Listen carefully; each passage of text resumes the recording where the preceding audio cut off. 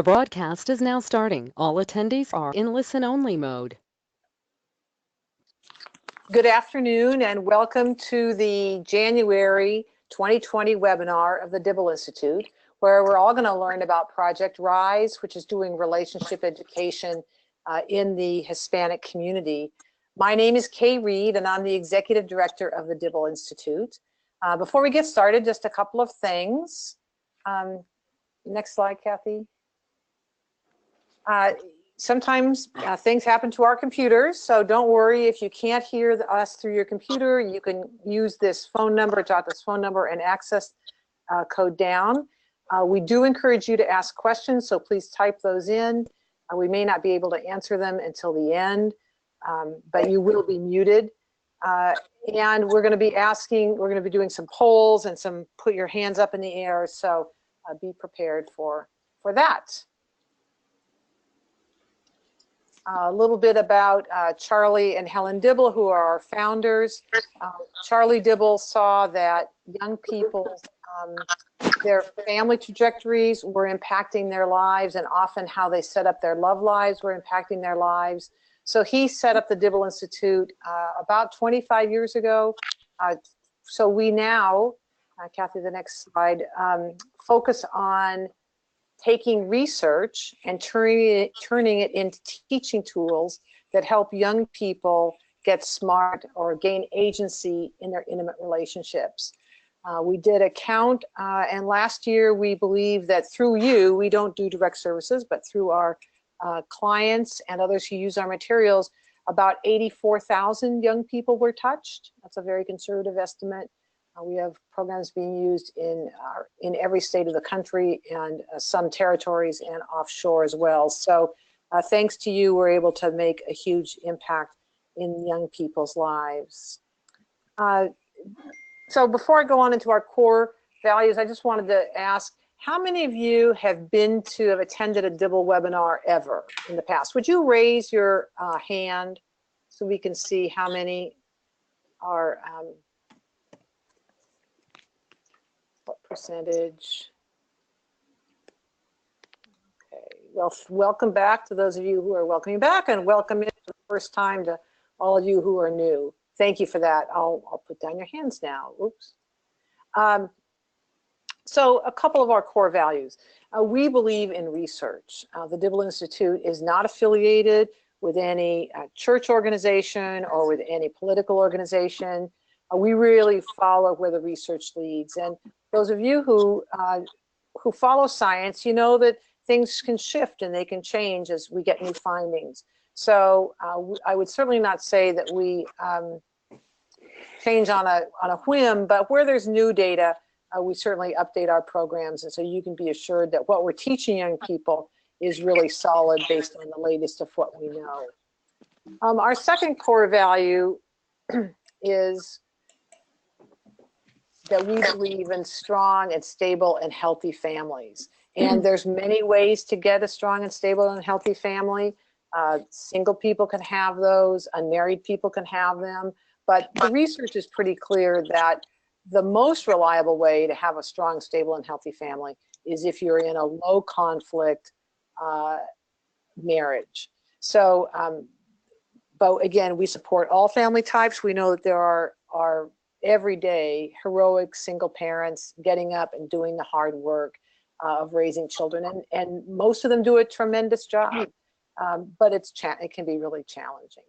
And secondly, we also don't think that family units should stick together just for the purpose of sticking together. If it's abusive of self or others or substances or violent, that those are much better for children if they go away. So we aren't saying stick together regardless, nor are we at all disrespecting the tremendous job that single parents do.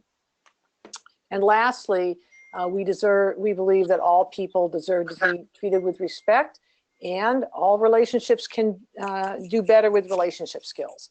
So, and those of you who work with young people, you don't know who's in the room.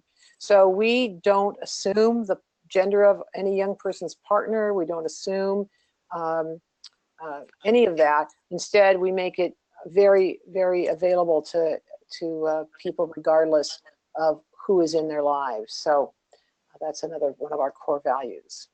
So here are two guest speakers today. John, I've known John for a lot of years now. John and I were federal grantees starting in 2006. He works for Urban Strategies and leads their collaborative efforts in serving communities in Southern California, particularly those communities in need. He's an expert in outreach to a variety of organizations and community members, and can really work with wide varieties of kinds of people to really get the job done. He's managed 19 community and faith-based partnerships with organizations in Southern California, and also gives technical assistance to sub-award recipients. So he's a perfect person to have on this call today. It has a lot of expertise. And here we go. And Guillermo just graduated from Azusa Pacific University with a bachelor's in social work. He's part of this Project Rise Futuro Now project upon graduation. He's from East Los Angeles, where he grew up, so he's really excited about being able to continue to serve his community, and feels passionate about aspects and functions related to family life. So he's very invested in how to best serve the Hispanic community with a relationship skills program. So with no further ado, here's John and Guillermo.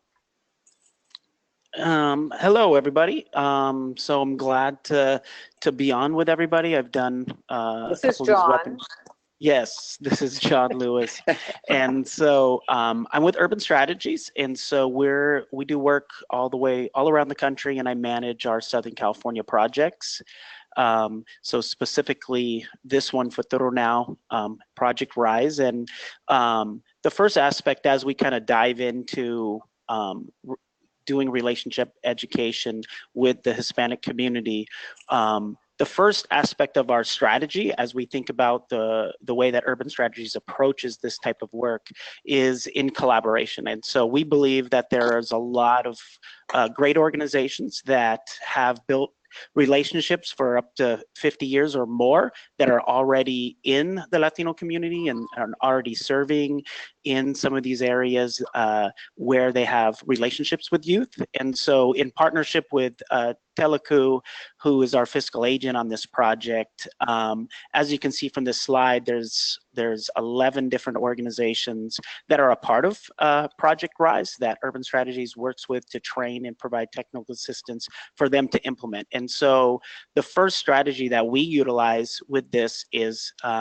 as we work with Dibble, that has an amazing different curriculums about relationship education, is to subcontract and work and provide support to these organizations that are listed below. And so that's and the unique aspect of this also is that each of those organizations can provide the services to their community members in whatever method they use, whether it's a Boys and Girls Club, as you can see, or a church or a nonprofit that's already in the community. They're allowed to provide the programming in the structure that works best for them, whether it's after school, whether it's school-based, whether it's weekend retreats, all of those different aspects. So, so with that, we can move to the next slide.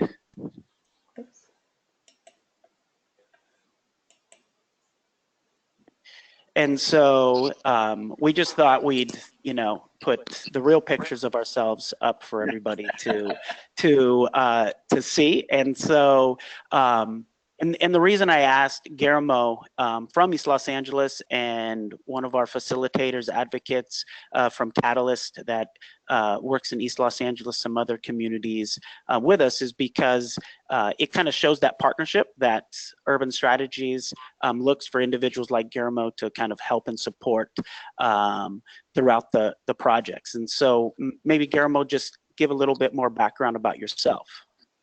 Yeah, how's everybody doing? My name's Guillermo.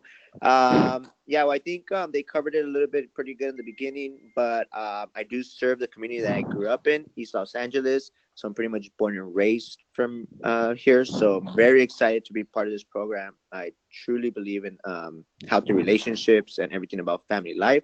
But luckily, I've been able to work with a lot of different organizations, churches, schools, just regular community organizations. We have one office at a park, and we really just stand outside and outreach and talk to parents that walk by with their teens and stuff like that. So I think that's a really great piece. But to be honest, I have a teenager myself right now, a 16-year-old. So that is really, I think, where I'm getting most of my insight from. I get, firsthand experience of the struggles and challenges that these teens are going through. And definitely relationships are one of them. However, we know that school is mainly educational. So they can't really provide this type of program or these themes that we're covering here. So I think that's why it's so important that a program like this is going on in this community, but in all communities. I know we were just talking in one of our focus groups about, who do we deliver this curriculum to? And it came up, we were talking about at-risk youth. And then I just mentioned, you know what? I really think that any teenager that is not going through a program like this is at risk for unhealthy relationships. So it kind of doesn't necessarily matter on, the cultural backgrounds, economic backgrounds. This is a very, very important program, and I'm just glad to be part of it. Cool. Yeah. Before we keep moving forward, we wanted to take a little poll to Sue, who on the webinar directly works with Hispanic youth. So you can select yes or no, just for us to get a quick idea. Let me give you a couple seconds here.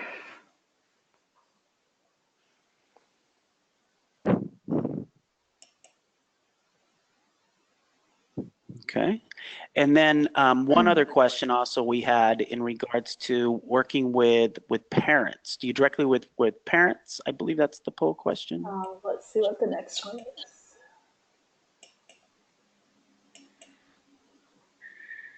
Okay. Do you primarily, you can select, that you work with both. So do you directly mostly just work with youth, or do you mostly work with parents, or do you kind of work with both of them? Because as we kind of go through strategies of working with the Hispanic youth, we're going to kind of cover parents and youth in regards to the discussion. Okay, I'll give you a couple more seconds here to answer the questions.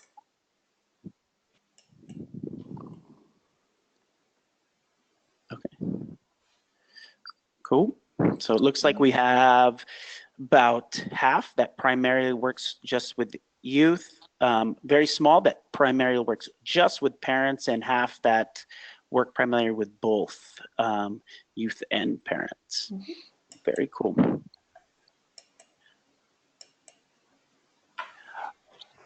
All right. So what our kind of strategy over the next 30 minutes in regards to kind of sharing some lessons learned. So I've been doing relationship education program for about 12 years.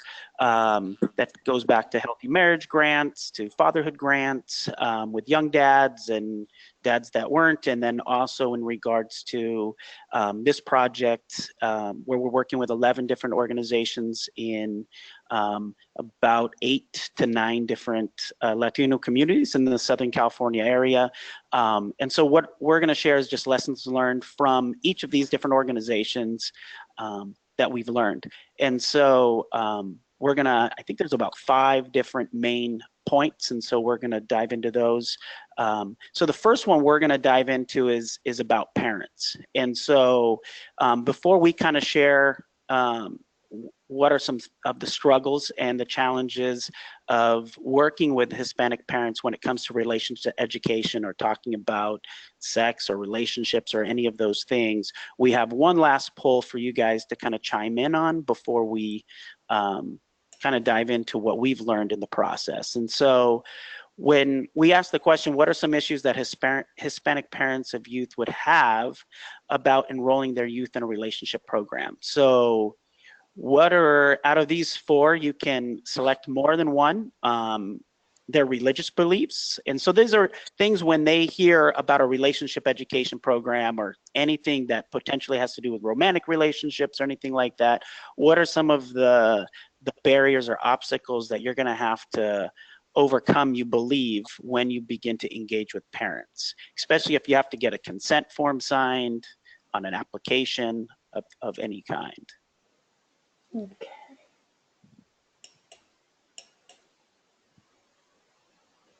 Cool. All right.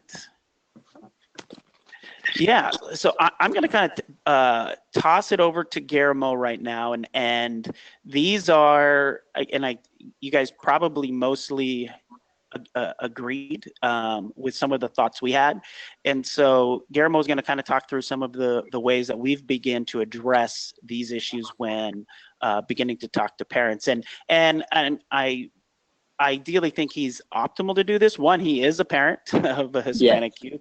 Two, he's gone into schools where it's more of a trusted locations, but also he's just built relationships with parents at a park that don't know him and don't think he's a stranger danger, but are kind of open and he begins to engage that conversation from them not knowing him all the way to their youth signing up for the program. So I'm going to let Guillermo kind of talk you through this phase.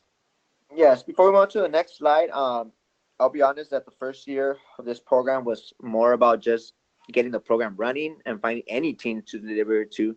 But now the focus is on teens and this topic itself. I believe that this is the missing link to this program, getting the parents more involved, but also getting parents to believe in a program that teaches their teens about relationships. Now, before I move on, this is a very helpful tip as some of you do engage the parents and talk to them about it. So as you're outreaching and making contact with parents, pay attention to the parents' reaction as soon as you bring up the topic of relationships, especially if you're speaking in Spanish, like normally I do. I think 80% of the time I'm talking in Spanish to parents. The reason I say this, to pay attention to the reaction, is because the word relationship doesn't translate well into Spanish. For some reason, the word relación, which is relationship, so relación in Spanish, relationship, mostly implies, or at least people think it implies, only sexual relationships. So I think that's where parents definitely get weird about the program. So I think clarifying what this program is about is very important. So for any of you that are engaging with parents, pay attention to that, because that's where you're going to know how the conversation is going to go, how you're going to promote the program, what words you might say, what words you might not. So that's, I think, very important before we actually move on to the next topic. But yes, next slide, please. So I think from the poll, we saw that one of the main reasons is that anything about sex is a taboo topic. I think we can all agree on that. We know this from research, but me personally, I know this because when I talk to teens that are in the program and I ask them, do you talk to your parents about relationships, stuff like that, and they say no. Now that could be many reasons. Parents don't have the skills. They just don't feel comfortable. They don't trust them. However, it's not happening. So I think for something like this, for us to get over it, we need to focus on relationships, the term relationships. So all relationships, friendships, relationship with parents, with teachers, with coaches, with mentors, with community members. We need to explain to the parents that this program addresses all these relationships, and not just romantic ones. Parents usually like that because they hope that their teens will maybe talk to them a little more. And obviously that is something we encourage and would also like. So really also focusing on the word healthy or smart, not just relationships. It grabs, I think, the parents' attention and interest because it's maybe something that they've never heard before. Like, oh, healthy relationships? Okay, what is that? Or stuff like that. And I think that definitely leads to, you're explaining to them and then really understanding that, yes, it's actually more about just healthy relationships. And I think someone mentioned earlier that anybody could be in a healthy relationship. So I think that's where the focus would be on that sex. It's a taboo topic kind of issue. For Catholic families, I grew up in a Catholic family. I was raised in it, so I definitely know the challenges that come with it. I do know that it's been changing lately. I worked with a Catholic church youth group that was a very stable youth group, and they were really for it and stuff like that. But I also outreached to plenty of Catholic churches, and none of them were willing to go into the program just because whatever policies they have and stuff like that. So I do think it's changing, but it is a very big challenge. So the program also explaining that it's more about teens discovering their values and goals, and for them to be aware of how that impacts all their relationships. So I think whether it's with parents or even like organizations that have, their values and stuff like that, really explain to them that it's about, really allowing the teens to discover their values, their goals, which will eventually lead to other decision making. Parents really like that piece because, like I said, it's not just about, romantic relationships. So it kind of makes them feel more at ease. But also letting parents know that this program teaches teens how to have meaningful relationships. That's something I kind of stumbled upon as I was, been facilitating plenty of groups. This word meaningful. So, having meaningful relationships, not just any type of friendship, any type of relationship, but what does it mean to have a meaningful relationship? I think that's very important even for teens because they don't even know. So, covering topics. So we cover topics that teens want to talk about, but we add meaning to it. So explain that to parents. And, a couple examples could be, so what value and meaning do teens add to love, to intimacy, and even to sexual decision making? Now, obviously, depending on the age group that you have, that, sexual decision making piece, maybe you want to hold off till, parent feels a little more comfortable. But I think overall, when dealing with Catholic families and stuff like that, I think that's an important piece. What value and meaning are they adding to their relationships? It's a very important key piece. I don't know, anytime, John, you can stop me if you want to add anything, but I guess I'm just going to go forward. No, I think those are ideally, perfect. And I think that even outside of Catholic, there's Protestant churches or other churches that would also have the same issues. And, sometimes, where we run into those aspects, and you're just trying to help reframe, and also using a curriculum that has more of a youth development, healthy relationship approach, like Relationship Smarts Plus that we use within Project Rise with the Dibble Institute. Helps that conversation when we're able to show them that, these first lessons are about the youth trying to find about who they are and what are their goals for the future. Yeah, definitely. I think that reframe piece is very important. Just reframing it so we're both on the same page and we both agree on, oh yeah, this is what we want for our teens. We both want it, and I think that's how we go forward. Going forward, healthy relationships are not a topic of conversation. This is just something I recently thought about. In the Hispanic community, I think healthy anything is not really a topic of conversation in general. This is definitely changing, but it's still taking some time. There could be obviously many reasons for that, depending on income, poverty, cultural reasons. But even when it comes to food, if you think about it, for example, healthy food and healthier food choices, that's barely becoming a topic of conversation in the Hispanic community. So this is why I think it's very important to emphasize the word healthy and be ready to give examples to parents of, well, what's the difference from a regular relationship to a healthy relationship? So just, being able to frame it to the parents so they can understand that this is a different program, that we're not just talking about relationships, we're talking about healthy and smart relationships. And I think most parents kind of, they just hearing the word healthy relationships, they're even surprised and even thrown back, like, I'm not even sure what that is. So I think it really grabs their attention to, okay, this program may be different and it's more than just romantic relationships, and they can see the benefits of their teen going through it. Parents can help retention. Getting their buy-in is very important.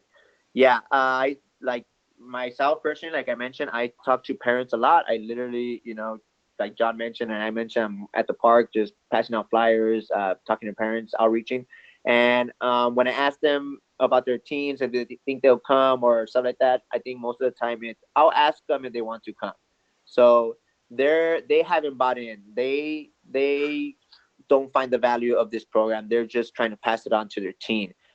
So getting their buy-in is very important. We have to encourage the parent to not just ask their teen if they want to participate, but to encourage them to participate. So if the parent believes in the program, the teen might at least consider it. Lastly, not only encourage, but push the teen to come, at least for the first few lessons, and then make a choice. So really, even prepping the parent, I would say. So if your teen says this, maybe tell him, well, you can come for the first couple lessons. So prepping the parent as far as when that conversation is going to happen with their teen. how that can go and stuff like that, to help them out to be able to get their teen. Because some parents do want their teens to go, but they also know that their teens already are making their own decisions. Maybe, you know, they're already used to not coming to groups like this. So really helping out the parent and preparing them about on that conversation that they're going to have with their teen about the program and the benefits of it. So yeah, so have the parent really, you know, try to push them to come, not just letting them, okay, well, ask your child and see what happens. No, like encourage your child to come. But that all goes to the buy-in. The parents have to know that this program is different, that it's valuable, that it can make a big difference in their child's life. And I think the last piece is this parent-family celebration. Hispanic families love to celebrate around food, and all parents love to hear you brag about their children. So I think it's just a great way to get everyone connected. You know, the youth coaches, the facilitators, the organization, the parents. Sometimes the parents just drop off the kid comes on their own, so there's no connection with the parent. And I think that's the most important thing. Like I mentioned, it's the missing piece. We need to be all on the same page. We need to be supporting each other, so that way the kid goes home into an environment where the parent continues to talk about healthy relationships. So I think this is a good way for parents and family members to be part of this group, by creating these celebrations, which could, you know, be comprised of multiple parents, either from one specific group or from a different groups that you ran, and just having them to come, you know, to listen to what their teens learned about, what they, you know, took from it. It's a great opportunity. But also, I think recently something that we've been talking about is maybe while these parent celebrations are happening, maybe adding this workshop component. So maybe giving the parents a couple lessons that the kids went through, so that way they're both on the same page. Especially something like our lessons 8 and 9, which talk about communication. I think that would be a great opportunity for the parents to hear the different type of skills that we're giving their kids, but also so the parents could implement them while they're at home. Because if the child takes these skills back home and they try to use their parents, and the parents don't know, you know, what's happening, I think that's where it creates an issue. Even the parents could even get mad or something like that. So I think this parent celebration is a very important key piece, and hopefully we can do something more this year to add more parent involvement. But I'm not sure if John wants to add something before we go to the next slide. No, I think that's perfect. And that's one of the ways that we, as kind of between all the different organizations, we're able to kind of get the parents more involved in and have them kind of ask questions about what their kids are learning, because also parents talk, and especially in the community. And so it's another great way to have outreach where they're hearing from their kids about all the good things that are taking place within this project, and they're able to tell their friends or family members to have their kids go. So I think it's just an overall great approach to celebrate and to have the kids kind of also share what they've learned. So that's another way for it to go even deeper within their minds and values system.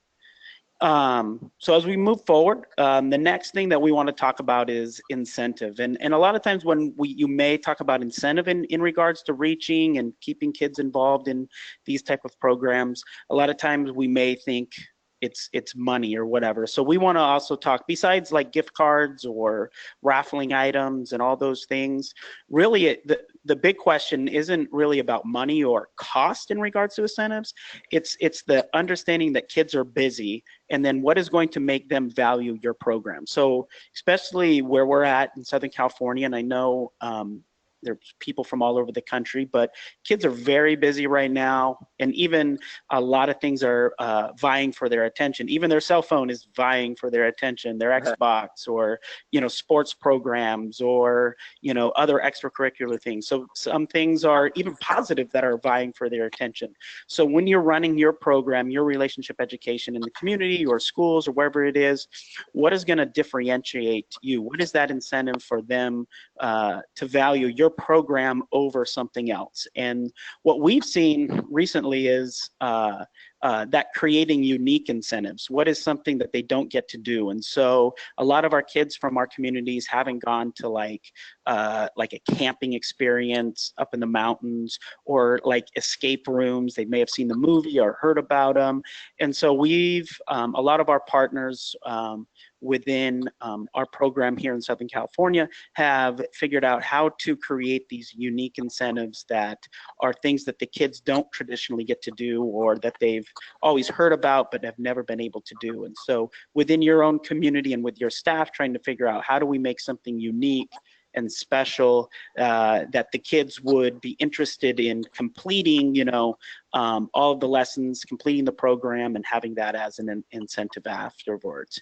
So really, it's about what do they value, and figuring out how to connect your program to that. And so, and that's in that last space too. What do they value? Connect your program what they already value. So if they're already in like some type of club or some other sports program or something, how do you get your program embedded in that other program? So it's, we've had, Guillermo has done some for some basketball coaches where the basketball coach definitely is going to say, hey, you guys got to go at all of this. And so there's incentive for them because I'm my coach. And so it's playing time. So they value playing time. So they're going to go to this thing because their coach told them to go, to the relationship program.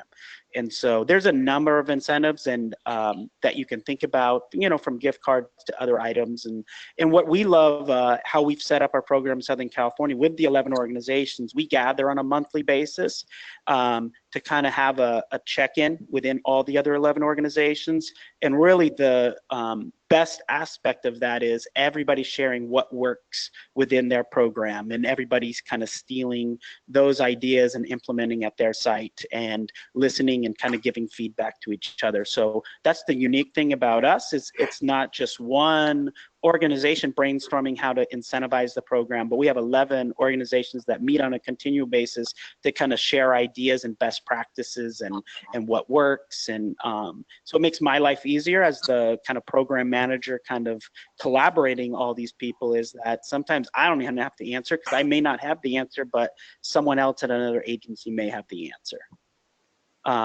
Anything to chime in on that, Guillermo, before we jump to the next? I think you covered it pretty well. I think on the value piece too, I'm not sure if you were going to cover this later on, but also too, some kids value just being with their friends, especially the younger kids who are 12, to 14 that don't get to go out that much. They value being on a Saturday with their friends. So trying to create groups around that. Also too, they value just being in an all girls group or an all boys group. So as you create these groups, seeing what the needs are for the teens and what they would prefer, because ideally we do co-ed groups, but some, like that basketball team that you were talking about, I split it. I did a basketball girls and a boys group because that's what they wanted. So that's what they valued. They wanted to be on their own. So I think, just really seeing beyond, like you mentioned, the actual money or the actual stuff, but going further and what do these teams actually value. So yeah, that's great. No, I'm glad you brought up that whole aspect of really listening to them, of what they value, how would they want the group structured. A lot of times us as adults, we think we know what the youth want, and we're very wrong. We may think they want money, but they just want to spend time with their group of friends. So yeah. So the next aspect is kind of going back to the sports teams or church groups or other things. So this slide here kind of just talks about other trusted organizations. So within your community that you already have a relationship. So it's interesting. I talk with our program team and our different organizations, finding someone who has kind of I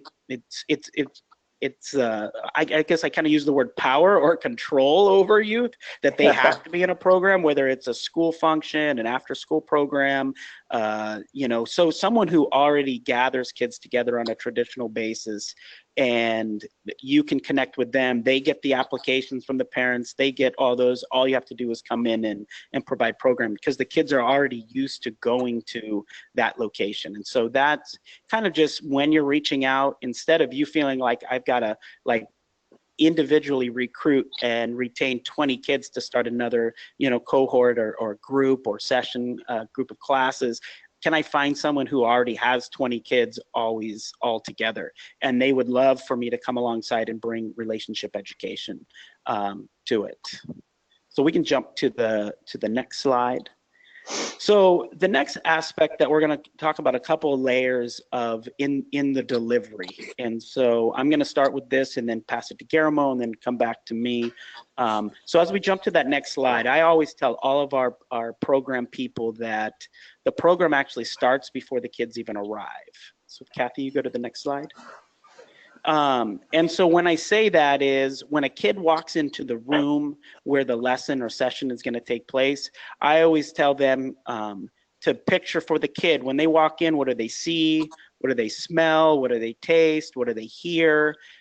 Is there something for them to touch? And so the worst thing ever, if you want a kid to engage in the program and have that activity and engagement like we're all hoping, is it all starts with how is the room set up? Does it look like a school classroom? Does it look like a church pews? Does it look like something that it's fun and energetic? Is there music playing? We had one partner, because we always talked about music playing, but he took it a step farther and he had like old cartoons of like Roadrunner or Mickey Mouse just playing on a screen that it's not really you have to watch the whole show, but it's like this background noise. So it's visually like they walk in, there's something to see. Is there, whether it's dominoes or Connect Four or something there while you're waiting for the rest of the kids to come? Is there something for them to touch, whether it's playing cards, dominoes, that Connect Four type of thing? Something for them is their snacks. We don't have to be like the rescue mission where after they hear the message, they get the food. You could give them the food beforehand. It's actually proven that kids who have eaten something beforehand, they're more engaged in conversation afterwards. Does the room, I mean, it's funny, but does it smell good? How is it set up? Is it set up to have a dialogue? And so really when you're thinking about engaging youth, it really begins before the class starts and looking at all these aspects. And then also you being prepared before they get there and not you still setting up when they start to arrive, you not looking over your notes, all of those things. But then when they're there arriving, you can greet them at the door, handshake, you know their name, all those things, and sit down and chat with them. So then when everybody's there, you can transition right into the lessons. Anything to add on that before you jump I into think the just next? I think you hit everything. I think the really important piece is probably what you just said at the last is being ready, so that way you can receive the parents and the kids, because that's very important. That some parents may be meeting you for the first time. Like in my case, most of the time parents are calling me to my work phone and we're setting up the dates and stuff like that. So I meet them for the first time, even the kids. So that's a big piece. So if I'm running around trying to do something, get something together, I don't have that time to be able to really just shake their hands and ask them a few questions and engage in that conversation that will then lead to really more conversation after when they pick up their kids. And then that can lead to some connections with other kids or parents wanting to connect other kids to the program. So I think, John, that's a really important thing, being ready so you can really receive the kids and the parents as they get to the program. Yeah. I guess this is what probably John would give it up to me for maybe two okay. topics. Yeah. So this one is really about making sure that it's interactive. And I think one of the things that us as adults tend to do is we like to hear our own voices, and I'm as guilty as that as anybody. But really making, in Relationship Smarts Plus or whatever curriculum you use, making sure that you allow the activities to be the focal point and not the lecture. Because if I can remember back to when I was 15, I really wasn't into being lectured. And so honestly, I'm still not really into being lectured. And so, so making sure that you're preparing, and I think that goes back to preparation. I can always tell our facilitators, if I come and do a site visit and I hear you lecturing, it's probably because you're not prepared, because you're going to lean on just talking all the time instead of utilizing the activity that's in the curriculum and allowing the students to have a conversation and not for you to be talking the whole time. Guillermo? No, I think you got it well. Luckily, Relationship Smart Plus does have a lot of activities, and pretty much I would say based on activity discussion. So really use those and see which ones the kids respond to. Obviously, age has a big difference, a big factor. So if you have a younger group, know that some of the younger kids are not going to respond the way the older ones did to a certain activity. So always be paying attention, being aware of the audience that you have. It's very important as you're delivering this. But definitely keep the conversation and keep them from falling asleep on you really fast. Yeah. Yeah. I think, I'm not sure. I guess we could talk on space. Yeah. So I'll frame this, and then Guillermo can kind of go into more details in regards to what we found is that the kids love it when and it usually doesn't happen in the first couple lessons or those first couple sessions, but as you've got together for a number of times and that trust has been built, they really begin to feel like there's this safe space for me to process what I'm experiencing. Whether my parents say I can't date anybody, but I am dating somebody, they just don't know, or I'm getting all these messages, or I'm getting all these things that are going on in my life, and I don't really have a place to kind of process, and I don't sometimes feel comfortable with my friends to process.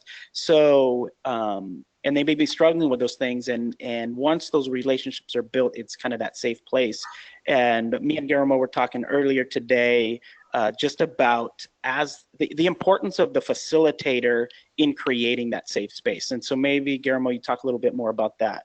Yeah, I don't know if there'll be a slide on this, but we had our notes, be vulnerable. So allow your personal story to be shared and how you are still growing and learning. So honestly, I really, paid attention to how the facilitator is a very important factor on the dependency of the success of the group and the impact it has on the teens.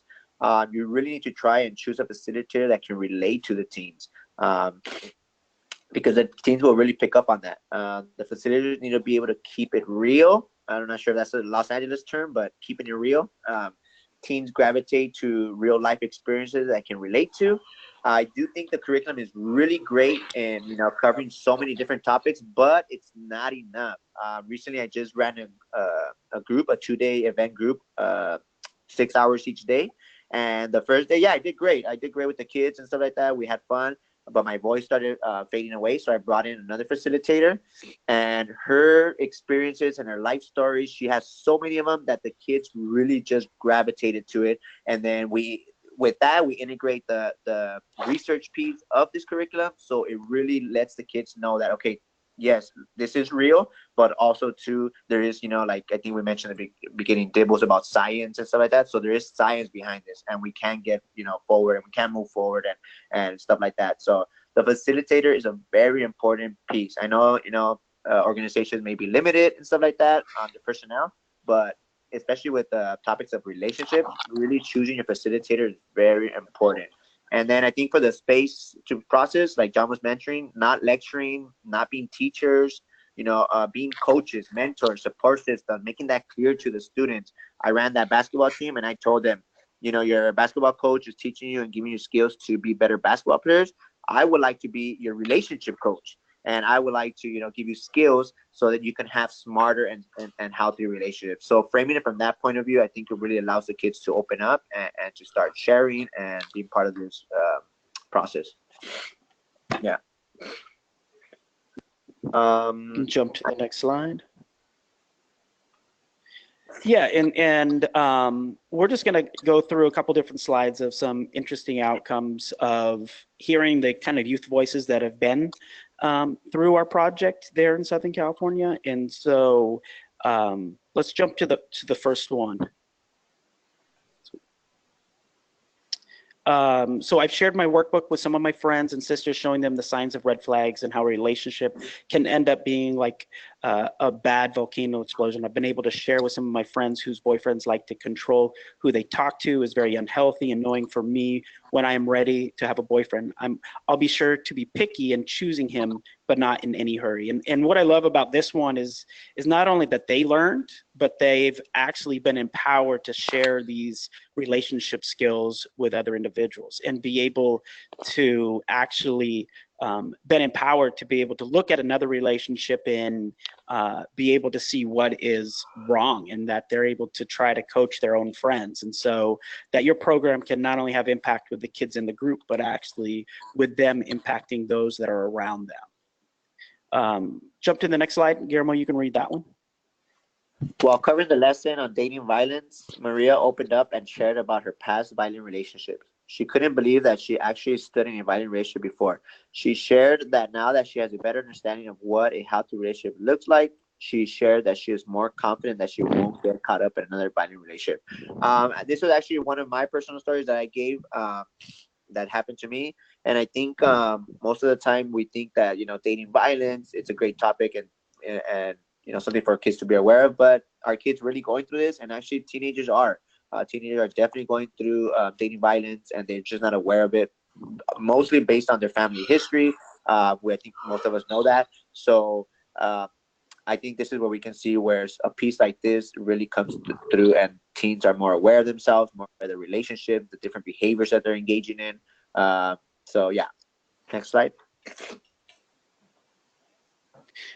This Relationship Smarts program has helped me realize how important it is setting my goals and values. Now at 13 years old, I love playing soccer and wouldn't want unhealthy choices to affect my passion for playing.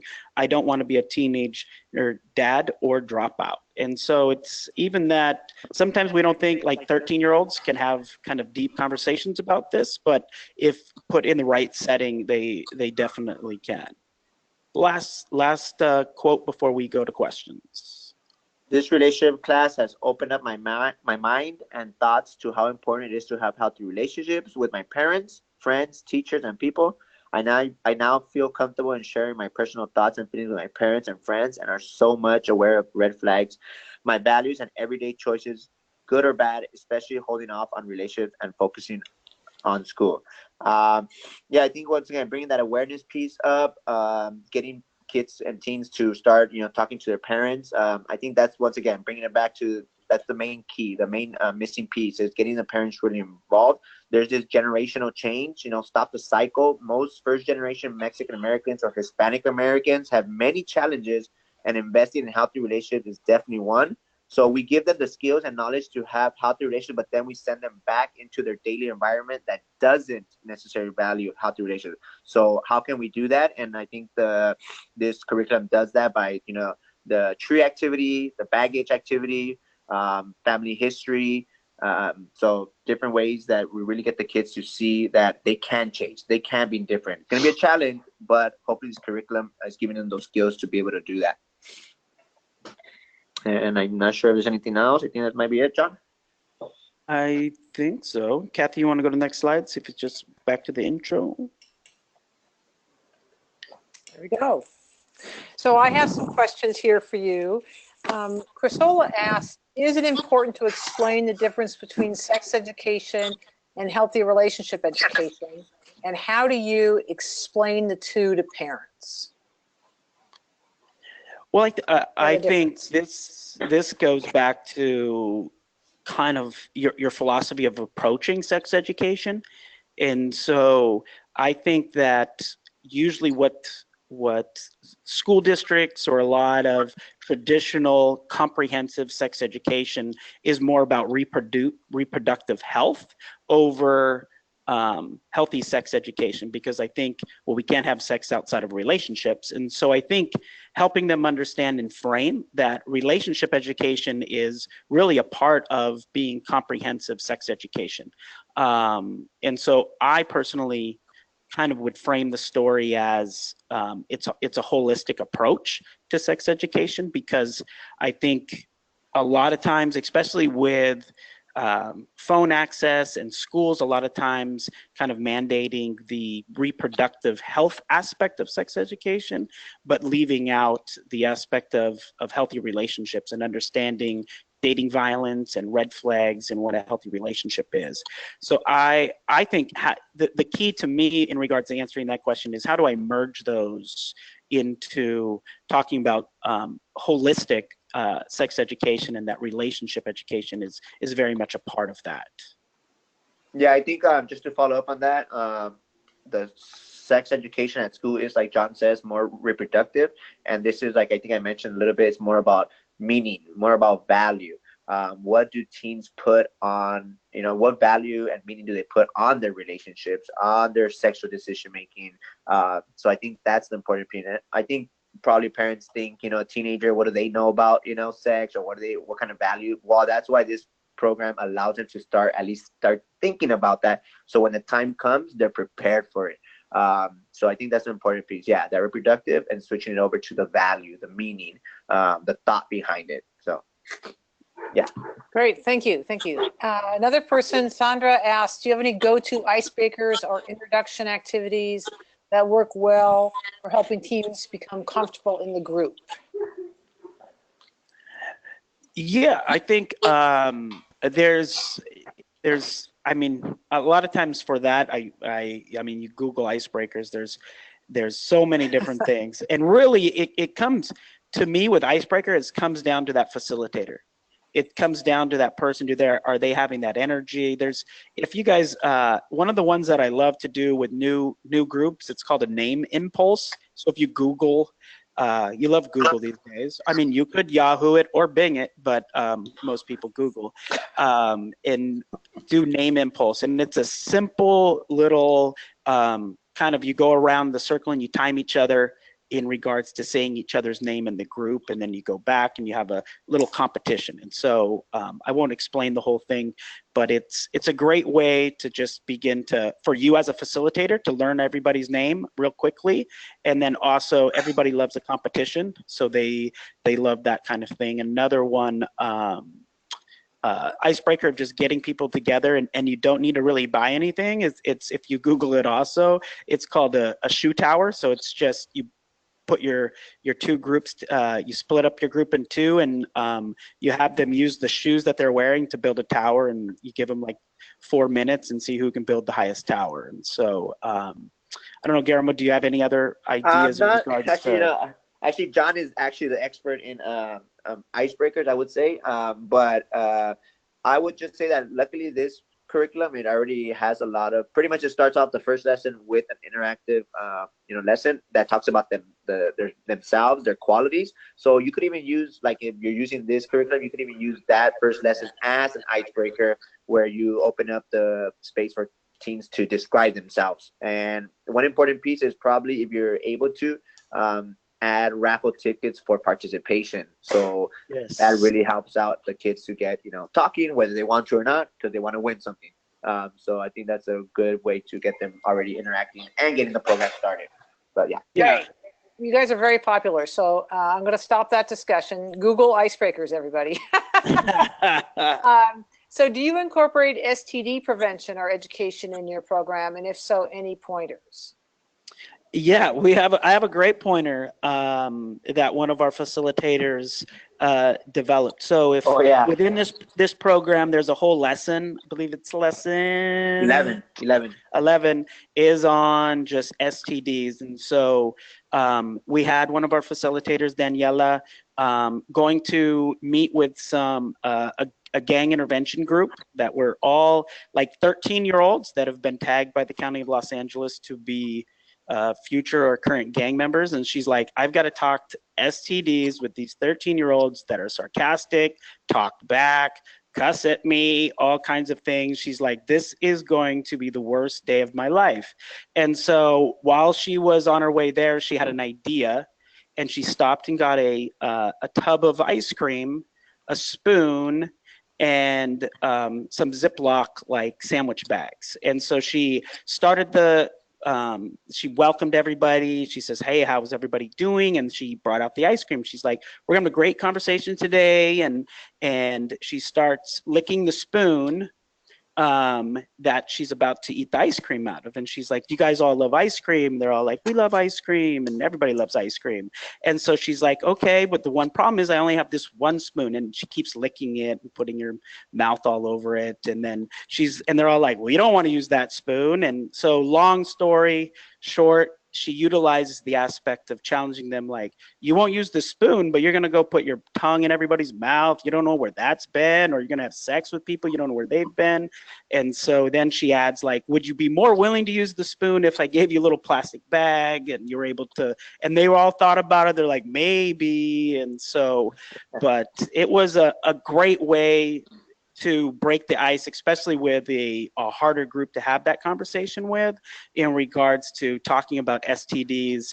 And by utilizing what everybody loves, ice cream, was a way to have that. And so then there's slides and different things, and there's some good videos in regards to just the reality of people they may look totally healthy and they could have STDs. So you really you don't know what you're moving towards. So, but in regards to opening up that topic and getting kids to engage and then think about it in a different way, the ice cream is an amazing method. Yeah, if I could just add really quick, I'm sorry, make it a normal conversation as the facilitator. They're looking at you, and when you're saying certain terms, they're going to look at you and see if you're making a weird face, if you feel uncomfortable. So really just making it a comfortable conversation. And I think that goes a long way, because then the kids feel more comfortable and they know that, okay, I can talk to this person about these kind of things. So Kayla says, I speak Spanish, but I'm not a native speaker. I love the comment you, Guillermo, made about the cultural understanding of the word relación. Do you have any suggestions or resources to learn more about the correct language or vocabulary to use with both parents and students when teaching the curriculum? So, is there another way to say relations that doesn't imply sexual relationships in Spanish? So we have a general flyer for this program that all the organizations have. The only thing that changes is the information of their organization. But we've actually also created like a parent flyer, because the way I see it, the flyer that we give out is kind of more directed to teens. So we've created parent flyers where for the Spanish one, we put relaciones, which is relationship, / amistades, which is friendships. So we make sure for that one, I make sure for that one for Spanish, I add the word amistades, which is friendships. So that way the parents don't get thrown off right away. And then that opens up this conversation about all relationships. And so they don't just focus on, like you said, unfortunately, sexual relationships because of the word relaciones. So throwing in the word amistades really relieves a lot of any thoughts that the parents are having about just one specific thing. So that at this point, that's the only thing I could kind of help out with amistades. Yeah. Stephanie asks, how do you navigate conversations of healthy relationships with youth when their families might not model those characteristics? Does that come up in your group? John, can I take this one? You know what? This is something that I very, very much make sure to say every time I run a group, because when we start talking about communication, the family patterns of communication, or your family history, baggage, positive, negative, what do you want to take, I always make sure, and I'm clear to say that that just because they're learning something new or a different perspective doesn't mean that their parents aren't good parents, or their parents, are bad parents. I make sure that you guys are just going through a program that your parents probably didn't go through, but also taking part that they were raised a certain way. So I want to make the teens feel like we're just really giving them skills that they can choose to use if they want, but not allowing them to go back home and throw it into their family, their parents' face. I make sure to don't go and tell your parents, hey, you've been doing this wrong. So making that clear, like, no, you guys are actually just very privileged to go through a very unique program. And now you have the choice to really try to implement it in your home life. But obviously that comes back to that whole parent piece and getting the parents more involved in this program. Yeah. So Sonia suggested the word, and I'm going to not pronounce it correctly, so I apologize in advance. Noviazgo, instead of for friendship. Would that work? Noviazgo is more like pretty much boyfriend girlfriend relationships. Noviazgo, like the dating life. Yeah, I guess something like that. Okay, so that's a good one. Yeah. So that could be used as well. Okay. Yeah. Thank you. Okay, I think we're at the end. Thank everyone for their questions. I think I've gotten to most of them. If we haven't, we'll get back to you. We'll have archived which is code 4. We're going to put up this webinar on YouTube and send you a link so you can watch it again or share it with your friends. And we'll do that. I mean, Kathy says 3 business days, but she's always faster than that. But as soon as it's up, we'll let you know. And then stay in touch the normal ways. But if you're not on our newsletter, please get on our newsletter. There's starting to be lots of grant announcements, and we announce them to our newsletter list. So if you're looking for money, you know, it's a good thing to do, and we don't bother you. We send you a couple of emails a month, so not a big deal. Okay, and then next month, stay tuned. I'm so excited. We're having Dr. Sarah Halpern-Meakin be our speaker. She just wrote the book, Exploring Social Poverty, which I read. I think it's an amazing look at how to think about poverty, not just as economic poverty, but also those deep connections between people and what happens when you're poor in those deep connections. So join us in a month and with Dr. Halpern-Meakin. So thank you all very much for your attention and your time, and we'll see you later.